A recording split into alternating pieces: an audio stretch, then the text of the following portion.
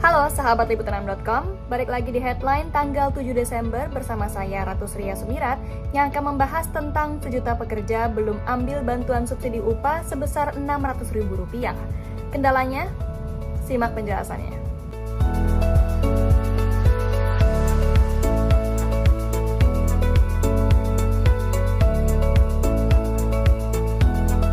Bantuan subsidi upah atau subsidi gaji telah diluncurkan pemerintah beberapa waktu lalu, di mana masing-masing pekerja akan menerima Rp600.000. Pemberian BSU merupakan langkah pemerintah untuk menjaga daya beli masyarakat demi mempertahankan momentum pertumbuhan ekonomi. Pemerintah pun menggandeng Bank Himbara, Bank Syariah Indonesia, dan Kantor Pos Indonesia di seluruh Indonesia untuk menyalurkannya. Penyaluran melalui rekening bank dilakukan untuk pekerja yang selama ini sudah tersentuh layanan perbankan. Sedangkan Pos Indonesia bertugas menyalurkan ke pekerja yang belum tersentuh layanan perbankan. Semuanya harus terdaftar di BPJS Ketenagakerjaan. Sayangnya penyaluran BSU ini tidak semulus yang dibayangkan. Dirjen PHI dan Jamsos Kemenaker, Indah Anggoro Putri mengatakan ada kurang lebih 1 juta pekerja atau buruh yang memenuhi syarat namun belum mengambil dana BSU-nya. Kementerian Ketenagakerjaan turut mengimbau masyarakat yang memenuhi syarat sebagai penerima untuk segera mengambil dana BSU tersebut, karena batas akhir pengambilan BSU adalah 20 Desember 2022.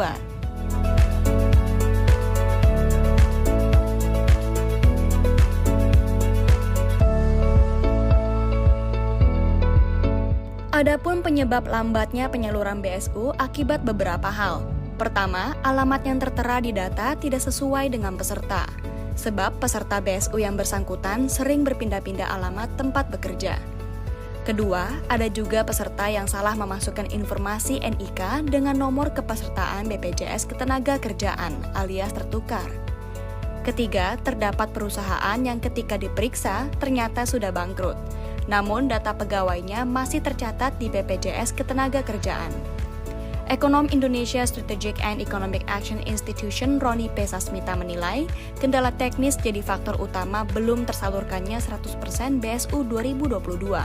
Akses internet salah satunya.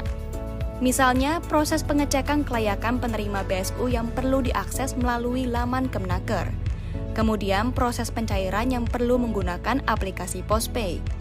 Sementara itu, Roni juga melihat penerimanya tidak boleh dari segmen penerima kartu prakerja, program keluarga harapan, dan bantuan produktif untuk usaha mikro.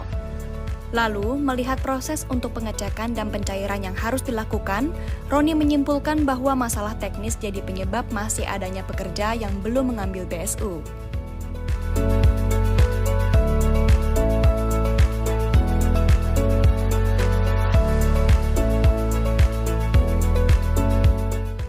Untuk mengetahui apakah pekerja atau buruh memenuhi syarat dan telah ditetapkan sebagai penerima bantuan subsidi gaji tahun 2022, pekerja atau buruh yang telah terdaftar pada BPJS Ketenagakerjaan dapat melakukan cek mandiri melalui tautan www.kemenaker.go.id atau bsu.bpjsketenagakerjaan.go.id.